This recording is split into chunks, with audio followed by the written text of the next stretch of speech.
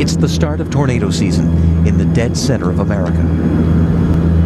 A nasty thunderstorm brewing in the late afternoon over Wichita, Kansas. The city of Kansas has issued a tornado warning. All day long we've been hearing that there was going to be lots of tornadoes in the area. As retired barber Joe Parsley returns to his mobile home park under a murderous sky, police in the small town of Andover receive the news. A vicious twister is on its way.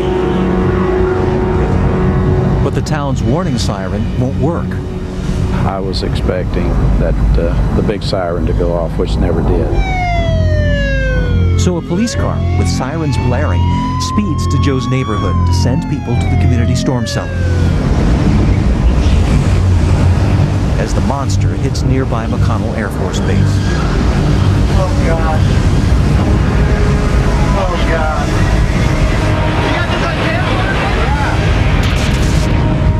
It tears off the wing of a hospital, rips through a bowling alley, and blows a legal center apart. Now it heads straight for the trailer park.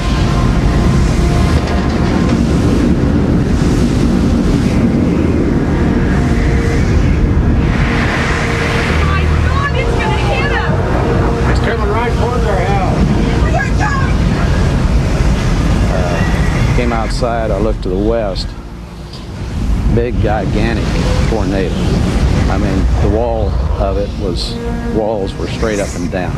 I just couldn't believe the size of it because it was just too big to be for real. The police officer who had come to warn residents sees it too.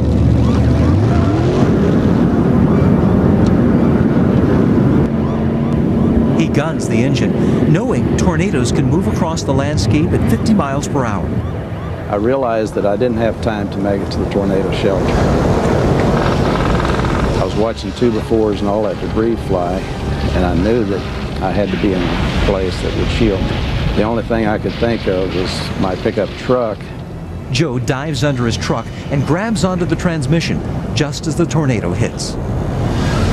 In my mind, I thought, well, I'm going to watch as long as I can because this will probably be the last thing I'll ever see. The monster slams Joe's truck into a tree, then blasts out of town on its terrible 46-mile journey.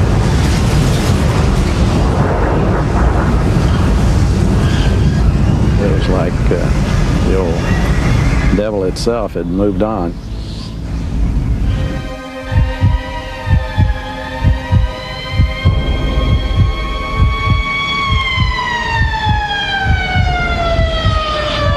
We have 4 confirmed that are dead. We have 1 that we just took out in critical condition.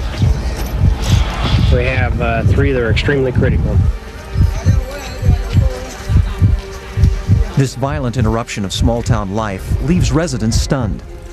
And we did see one lady laying along the road, dead there as we walked out. When I came back, I seen a lot of neighbors that didn't make it. It was sad. Other twisters from the same storm wreaked havoc over Kansas. 19 people died that day, 13 in Joe's community, which was obliterated.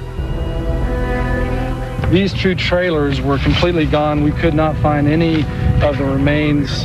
They said that he was out in the field. Maybe he run back in the ditch. Desperate parents search for their children. The luckier relatives have tearful reunions.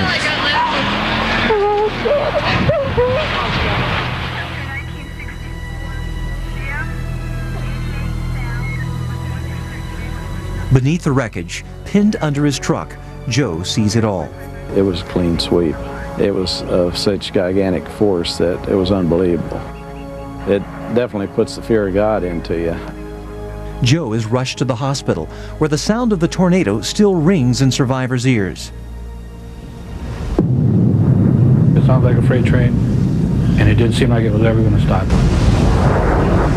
just kept going and going, and all of a sudden it was gone. Everybody said it sounded like a freight train. Myself, it sounded to me like jets. It was so loud. It was unbelievably loud.